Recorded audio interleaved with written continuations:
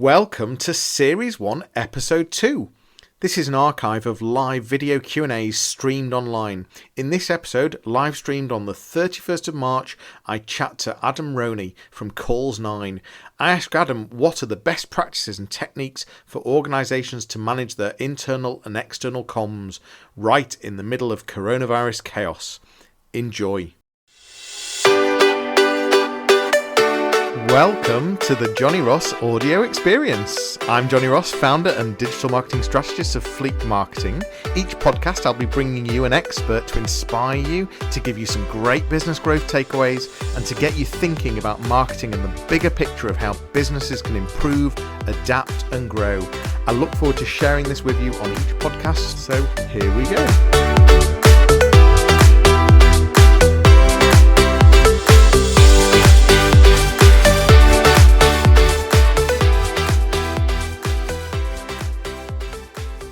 Hi, how are we all? So we are continuing our thread of asking experts to help organisations get through what we are calling maybe Corona chaos. I'm not quite sure, but there's a lot of people asking questions. There's lots of people unsure even what questions to ask, and so as you've seen, we've set up this Facebook group to help people.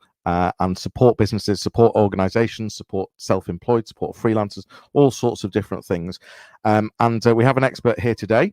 We're going to be talking about internal comms, external comms. We're going to be talking about how can you start managing teams remotely. You've had your teams in an office environment in different locations. How are we going to start managing them remotely? Today we've got Adam Roney with us, and from Calls 9. Hello, good. How are you? I'm good, thank you. Yeah, morning, Johnny. How you doing? I'm all right. How's the last couple of weeks been for you? Different. Yeah, very different. I think we tried to kind of follow the government's advice. So we took the company remote pretty much as soon as we were given the nod to do so. And I think at the time, we fared probably a little bit better than a lot of businesses because we're kind of geared up for that already. Lots of our systems are already remote. The guys have got laptops, and so that wasn't really too much of an issue. But obviously, very quickly, we start to hit all the kinds of problems that I guess everyone else is facing, which we're going to talk about today, in terms of obviously ongoing communication and managing the mental health side of things, which I think is really important.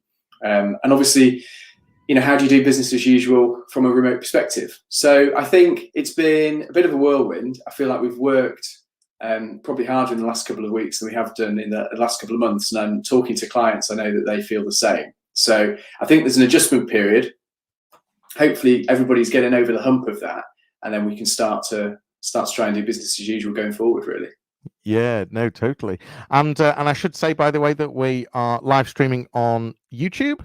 We're live streaming on Facebook within the Facebook group, which is the Coronavirus Yorkshire Business Support Group. You'll find us. If you're watching this on replay, then just put hashtag replay in the comments because it'll help us understand how and where people are seeing this content. So that will be really helpful. If you do have questions, please post them in the comments and we'll try and answer. At the same time, if this is afterwards on the replay, post your questions and we'll come back afterwards and comment as well. So yeah, as you say, it's been really tough times. Just give us a quick snapshot of Calls 9. What does Calls 9 do? Yeah, so we're a digital services provider, and there's essentially two parts to our business. We help businesses design, build, launch and scale digital products and services. And then we also have particular expertise in legal tech, really, which is based on my background as an ex-legal professional. And that's around helping law firms market and sell their products and services more effectively. And all of that really is joined together through an internal comms strand. And over the last 4 or 5 years, we've deployed lots of internal comms solutions into different businesses. And so we've got some sense of what works, what doesn't work. And also at the moment, we're able to see what our clients are doing in terms of how they're using those solutions and actually how they're trying to deal with the crisis as well. Yeah, exactly. What are you hearing from your clients right now? What's what are the questions they're asking you, or what are the problems? I think there's lots of common problems, but I'm just curious from your point of view what you're hearing. Yeah, I think it's a mixed bag. There are businesses that we deal with that are actually busier than ever, both in the legal space and in the other sectors that we operate in. There's a lot of people that need help and support. So businesses that are geared up to do that, both internally and externally, I think, are at least busy in the short term. Whether they can convert that into bottom line revenue, I guess, remains to be seen.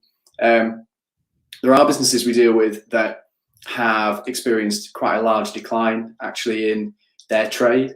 A lot of marketing businesses, I think, are going to struggle now in the next quarter as well. Some of them, though, are trying to pivot what they do, so take that core offering, try and take it in a different direction, maybe offer something unique to their customers. I think that that's going to be the kind of message of the day for most of 2020, really, is how do you do what you do now, but differently, better? How can you offer help and support around that? So it's challenging, but I think the businesses that are creative, that are really reaching out, trying to solve the problem of today, hopefully are going to succeed. So, the ethos of this conversation and is to ultimately try and help organizations, whether it be survive, whether it be hibernate, whether it be consider opportunity. The key thing, though, is how are they going to recover strongly out of this, and it's about that sort of differentiation as well. Do businesses need to make rapid changes right now? Is that sort of do they need to act quickly, or before they end up making some big mistakes, do you think? So I guess, we were talking to our accountants actually about this recently, and actually sort of polling them on what they've been saying to their clients. And very much I think the sense is, if you can, over the next 1 to 2 months, continue to try and run your business as normal, then ultimately try and do that, because that helps the sense of recovery, right? If we all put the brakes on simultaneously, then it's a foregone conclusion that it's all going to stop. If we try over the next 1 to 2 months to really drive forward, really help and support each other, really make businesses function as normal, then we stand a bit of a chance maybe of having the inertia to get over the current hump. So I think in some sense, and I do feel for businesses that have to make immediate decisions. I've got friends that have got very, very challenging decisions they've got to make with their staff and with their customers. But if you don't have to do that, I think if you can push on for another 1 to 2 months, there's a real chance that we can get some inertia behind it and we can drive recovery. I think on the kind of inverse of that, though, where you do need to move much faster, is how you're actually physically operating day to day. Because at the end of the day, you're not in the same office with each other. Voice comms, video comms is wonderful, but there's this risk that if you're having 20, 30 sort of Zoom and Skype calls every single day, you're not actually reading emails, you're not actually doing work, you're not actually moving the business forwards. And so I know a lot of people that we've been talking to are saying, all I seem to be doing is jumping from one call to another, because of course now it's completely frictionless. You don't need to walk to the meeting, you don't need to spend time making the coffee, you can just go from meeting to meeting to meeting, which is really, really good in one sense, but can be a bit of a time drain in another.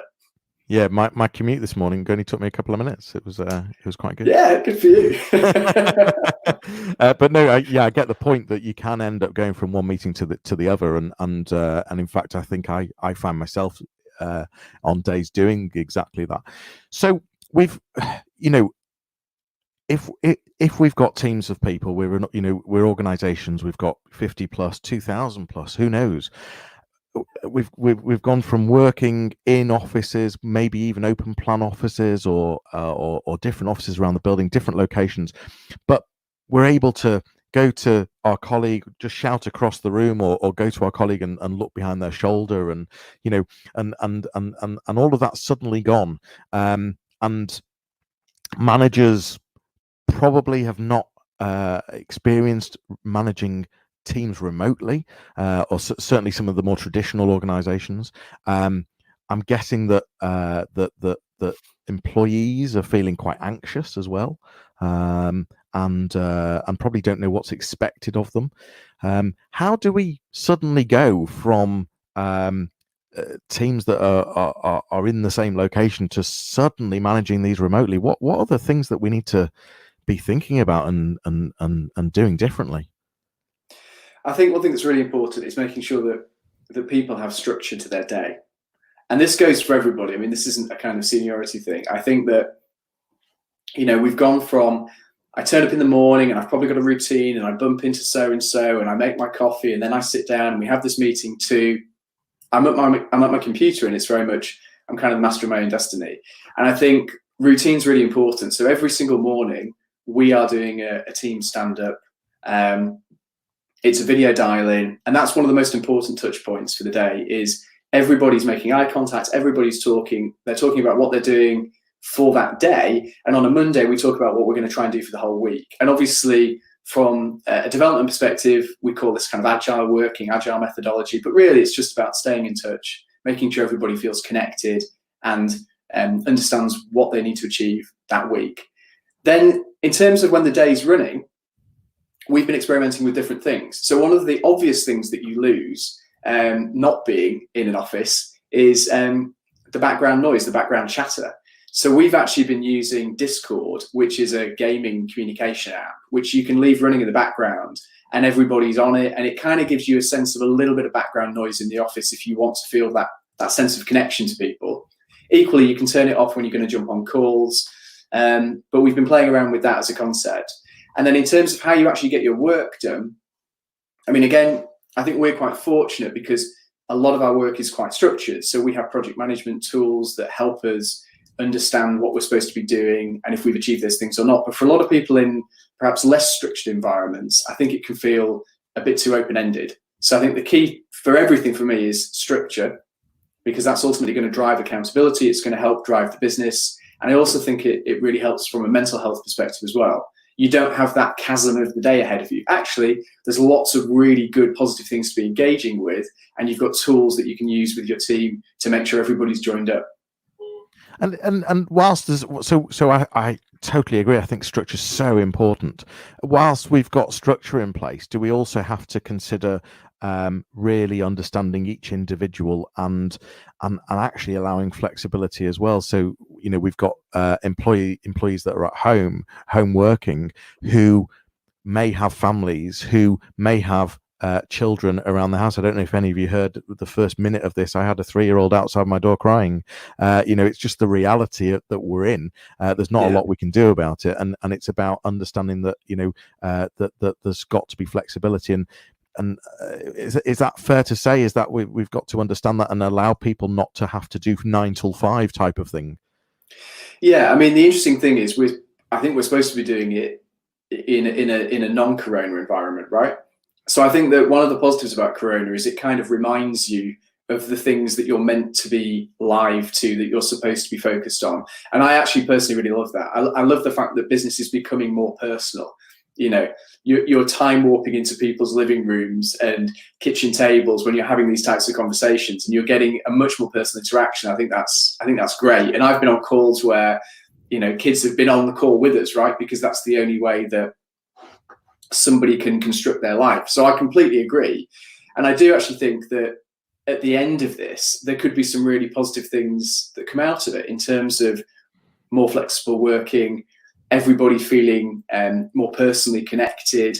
So I'm hoping, I agree. Flexibility is good. We should be doing it anyway. But the fact that this is forcing us to do it is probably not a bad thing. Yeah.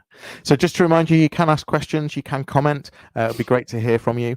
As we've said, we're live streaming on YouTube and in Facebook, and if you're watching this on the replay, just put #replay. It's going to be shared on a number of different platforms. So we're talking about teams that are suddenly having to work remotely and how to manage those, how senior leaders are going to manage managers, how senior leaders are going to understand how effective teams are. So come on, Adam, surely it's all about Slack and Zoom. That solves the problem. It must, Slack, Zoom, and a bit of email, and we're sorted. Am I right? Well, obviously, I'm slightly biased on this, but I think Slack is amazing. I think Zoom is amazing. If I tell you what we use them for, that might help answer the question slightly. Zoom obviously is for us is for external video. So we don't use it internally. We use it when we're talking to clients, when we're talking to people outside the business. Slack we use for internal video because it works really well, and obviously the team's there and we can screen share. But ultimately, you can't live your life through instant messenger.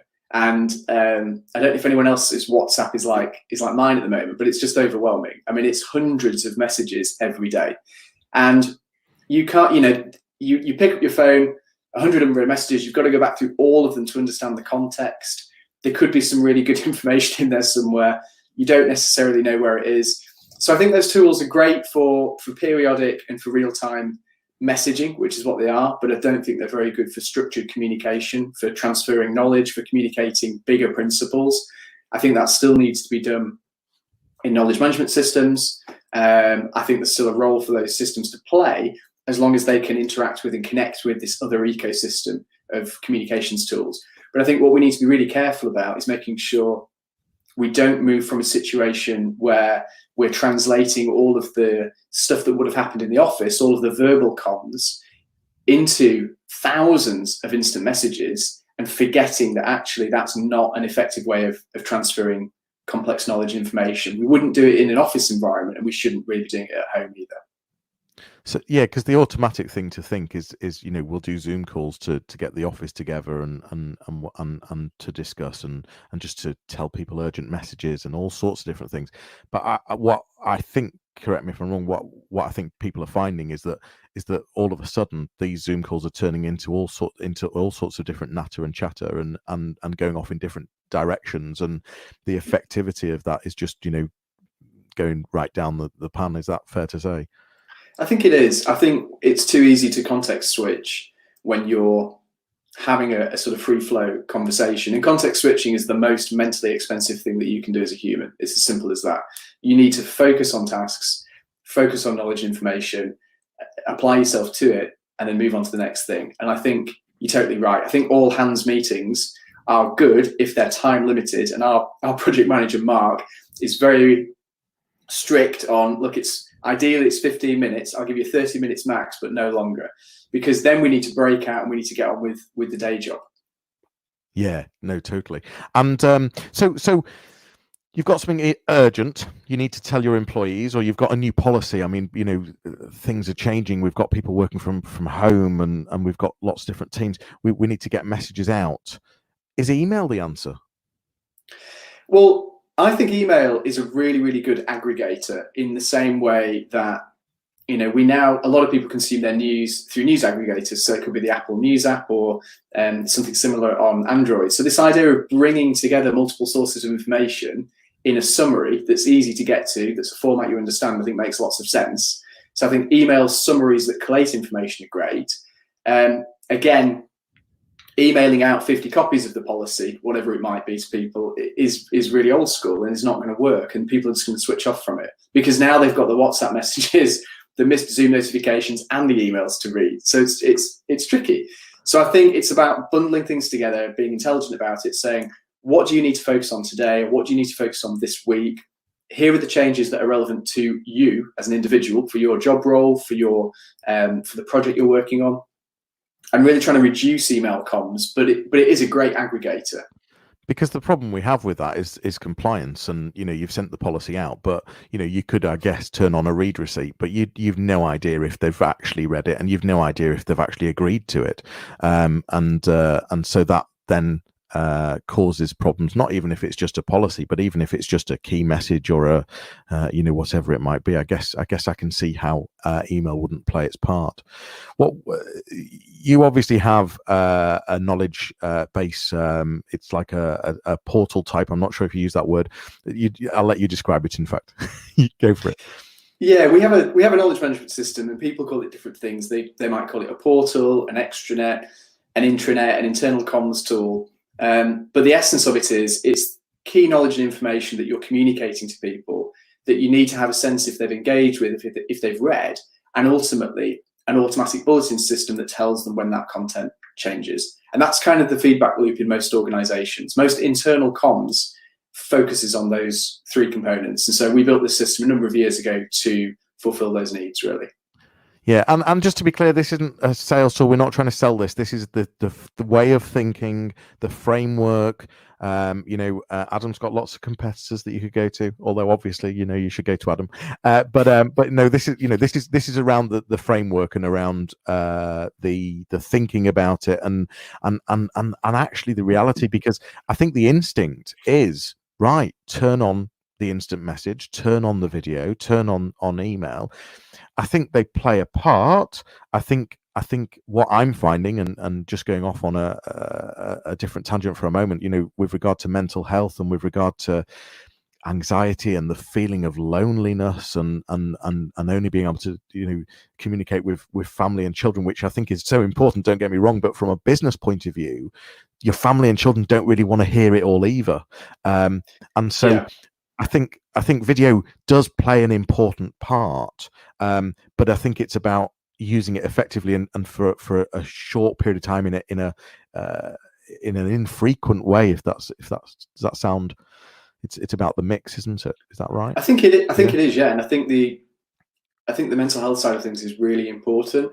And the reality of the situation we're now in, based on the information that we have access to, is going to be a marathon. It's not going to be a sprint. So we are, we're not talking about 1 or 2 weeks now. We're talking about 1 or 2 months minimum. And in all honesty, it's probably going to be longer. And we've just got to be open and acknowledge that and say, okay, what are we going to do to support each other? And I think it's partly making sure that as a team, as individuals, as friends, and as our network, we actually make sure we're all still, are we sleeping properly? Are we making sure we're switching off from work? You've got to get away from the desk. It's too easy just to hover nearby. Are we still exercising? It's all these basic things that we should be doing anyway, but they're going to be much, much, much more important now. And I think the impact of not focusing on these things is just going to get compounded over the next few weeks. If we don't remind each other that they're really important. So, how do we know that our managers are managing? What systems can we put in place that helps us give them the right tools? And they've got to rapidly change from managing teams locally to remotely. What can we do to help them, and how can we gather that they are actually doing it? Well, I think there's lots of systems that you can implement. So for us, we have a customer support system through to project management systems, through to time recording, invoicing, billing, etc. So there's lots of metrics across the organization that you can put in place. And if you've not put them in place and people have got questions, then please feel free to ask. These are not our products, these are products we use. And I think there's a stack, if you like, that you can deploy pretty quickly to give you lots of visibility across the organization. I think the harder thing, though, is to make sure that you don't look like you're trying to suddenly micromanage everybody's job roles, because that's not going to work. The reason that you're putting these systems in place is, yes, accountability is important, but it's more to make sure people are supported. So in our world, if we're seeing time records going in that seem far too much from one individual, we can have a conversation and say, look, you overworked. What's the situation here? Equally, if we don't see any time records going in, we can say to someone, look, are you stuck on something? So I think there's lots of visibility that you can get across an org throughout your entire customer life cycle. And I suppose it's going to differ from business to business. And that's the way I would break it down. I would focus on what's your customer life cycle, and therefore which are the key things you need to be keeping an eye on from a metrics perspective. But equally, I think it's really important people don't suddenly feel like, you can dial into their living room at any point in time and suddenly they're being micromanaged, because that's just not healthy. Yeah, I mean, and again, it goes back to actually they might have to be doing something with one of their kids, or that's the important thing, and it's got to feel like you're not all of a sudden becoming Big Brother either.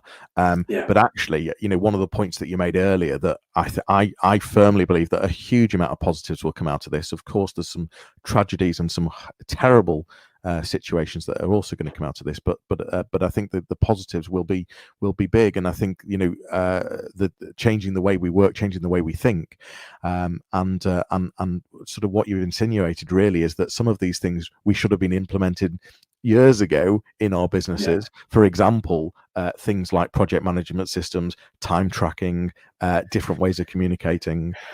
These are sort of things that that we should have already been doing. Taking payments on direct debit, even just some really simple stuff. Moving away from checks.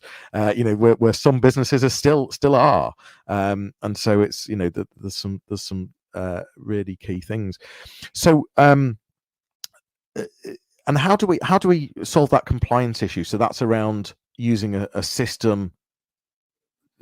I'll let you talk. In fact, how do we solve the compliance issue? Making sure that people have seen or heard our messages and yeah. I think before you put the system in, you've got to think about why is it important? Why are we doing it in the first place? And it could be for any number of things. It could be there's a genuine legal reason that we need to be disseminating this information, which could be mental health related. It could be health and safety related. It could be safe workplace related.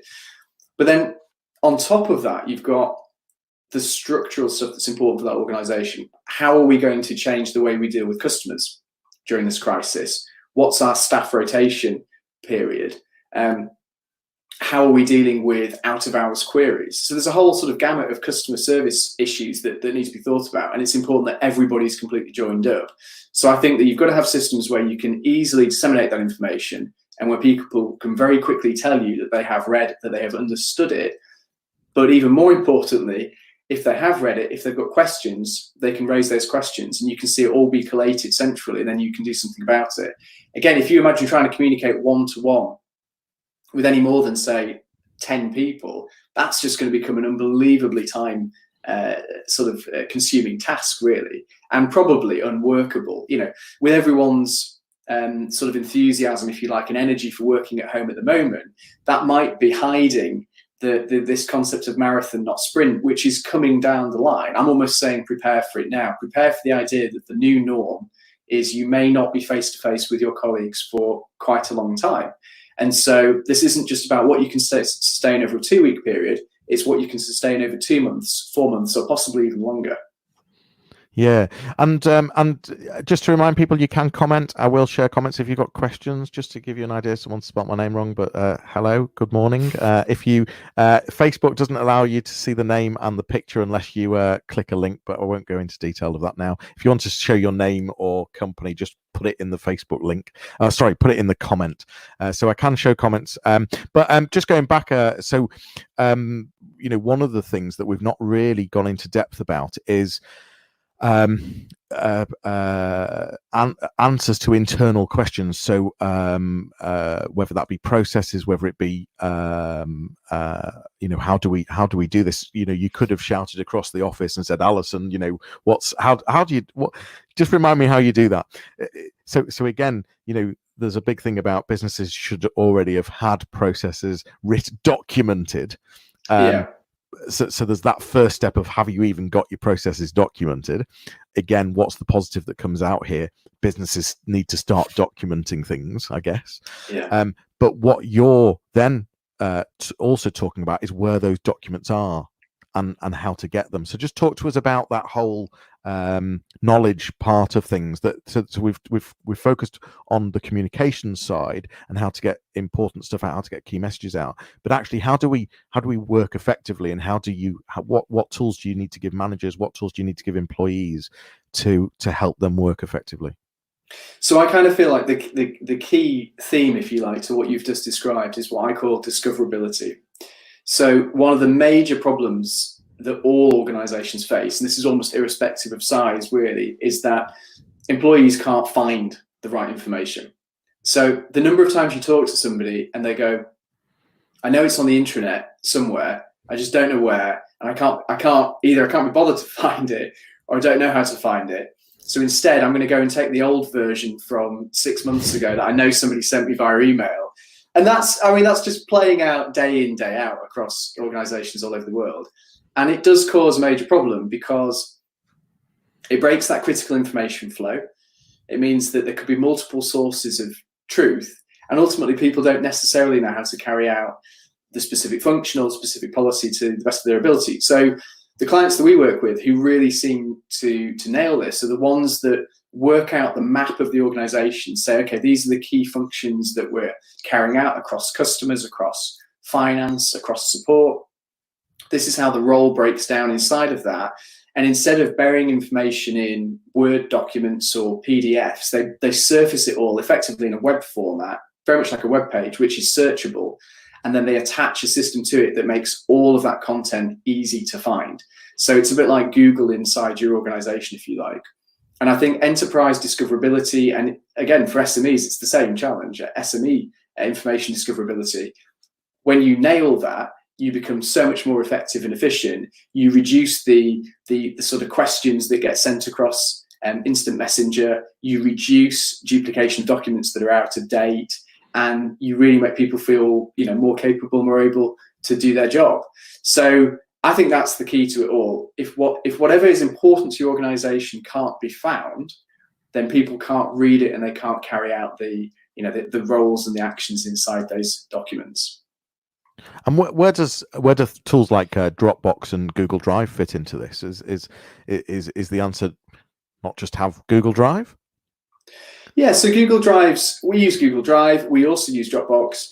I think the challenge with them both is that if it's noise in, it's noise out. So they don't really encourage you to think about the structure of your information. They don't really encourage you to think about who is that information relevant for. And they can be quite difficult to maintain over time as well. So whilst you can easily add thousands of users to Google Drive and to Dropbox, it becomes tricky to audit who has actually got access to what and who has actually read what. So we think they're important. They're definitely part of the mix. But if they're the only thing you use, they can become challenging, again, from a discoverability perspective, but also from a sort of ongoing audit and maintenance perspective as well.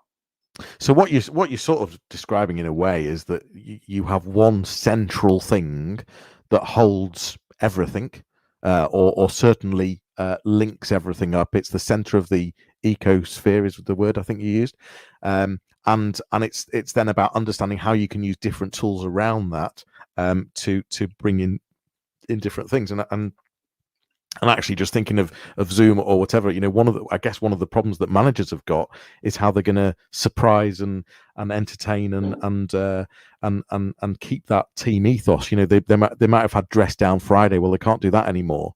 Right. So managers have to also be thinking about what they can do differently to keep that team spirit as well. That's another challenge. Are you guys doing anything differently? You're all working remotely. How are you keeping the spirit going?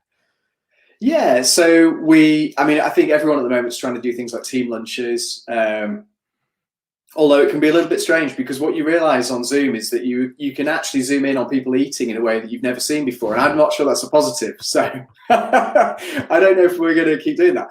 But team lunches, the kind of Friday social, everybody tries to get together, has a drink together, things like this. But I think surprise, if you like, and delight sits with managers. And again, ideally you should be doing this anyway. So yeah. As an example, we every quarter we try and take the team out and we do quite a big thing together off-site.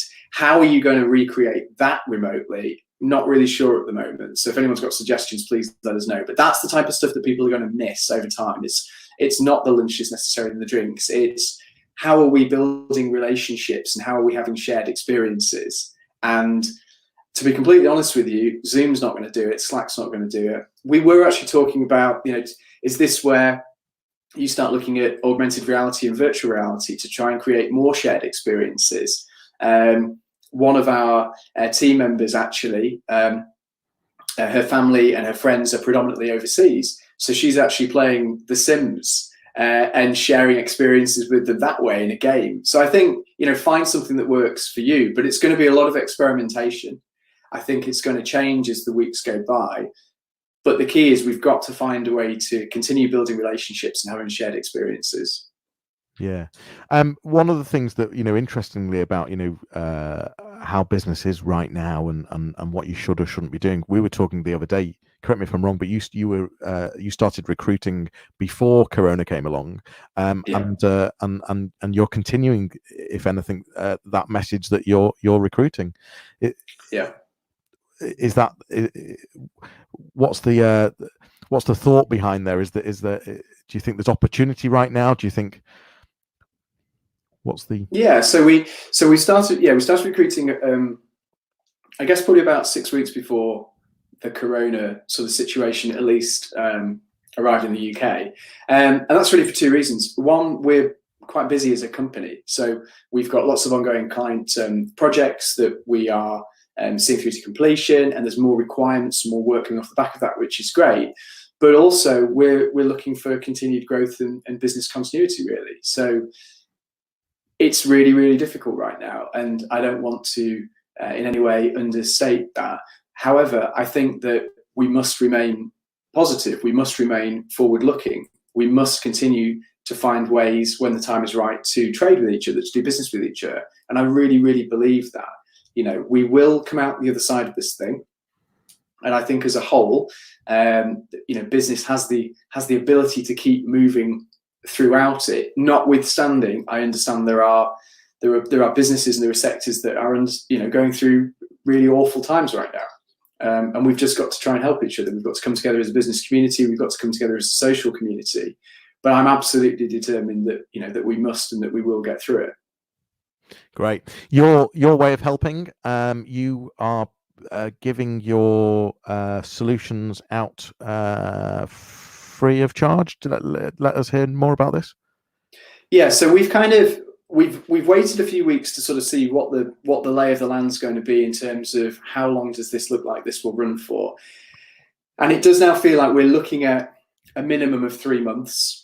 And so we've decided to make our internal communications and knowledge management tool available for free for 3 months as a minimum. And that's something that we might review depending on what the situation looks like. And that's free and fully supported to new customers. And for existing customers, we're removing any usage restrictions on that software over the same period of time, because we think that if you can get the message out more clearly internally, and that could be to your staff, it could actually be to customers and key stakeholders as well. If you can do that, then we stand as much a chance as any of being able to bounce back in a short period of time. We know that comms is important. We know that businesses place a high value on it. So we think it's something meaningful that we can offer over the next 90 days. Great. Okay, that's really helpful. We'll drop a link into the comments, but for in fact, I think I might be able to post one here. Let's see if I can. So yeah, I'll just show that. There we go. So correct me if I'm wrong, that's your link which with your offer, the covid-19.calls9.com, and you can go there for the offer that you've giving, and wow, you're supporting it as well. That's very kind. I think you have made a great point, which is why I've asked you to be here today. It is about us getting together and supporting each other. Just to remind those that aren't aware of the Facebook group that we've put together, it's the Coronavirus Yorkshire Business Support Group, and it would be brilliant for you to join that. There's loads of help, loads of resource. We're going to be doing more Q&As like this. I'll just so it's that there we are, the Coronavirus Yorkshire Business Support Group, and it's a place where you can get help, you can get advice, find some positivity. And if anything, give you a new place to network and talk to people that all have the same hopes, the same fears, and are really just trying to get through this. Anything? I'm not sure if there's anything else you want to add. If there's any areas that we've not talked about, but I think we've covered most. Is there anything that jumps out, Adam, that you wanted to mention from Calls 9? No, I think we've covered the main things, and just want to kind of reiterate what you're saying. I think joining the Facebook group is a really great idea, and I'd encourage everybody to do that. And I just encourage people to ask questions, to network, to build relationships. Obviously, most people are more accessible than they usually are. So from that perspective, it's a really good opportunity to take advantage of, and just to try as much as possible to remain positive, because, you know, we will at some point in time come out the other side of this. Yeah, absolutely. Well, thank you so much for joining us today. Adam, where do we find you if we're looking for you online? Where do we need to go? You can go to calls9.com. We've obviously put the offer up. Sorry to interrupt you. We've put this up so that, but carry on. Yeah, you can find us at calls9.com. We're all over LinkedIn. So please check out the company LinkedIn page. And if you've got questions about anything we've talked about, please feel free to reach out directly. Great, brilliant. You've been brilliant. Thank you very much indeed. Watch out for other things. We've just got a comment here last minute, so that's very kind. Thanks, Johnny and Adam. Really informative. That's really kind of you. Thank you. And watch out for more of these. We've got some other topics that we've got ideas on, and we've got some behind the scenes set up. I'll announce some times and dates once they're officially confirmed. But yeah, good luck out there. Help each other. Be kind. Support. Be positive. And listen, we've got to fight Corona together, and take the opportunity. And we're going to come out stronger. And I think that's the key message. So thanks very much. It's bye from me. Bye from Adam. Bye from me. Yeah. Take care, and we'll see you all soon.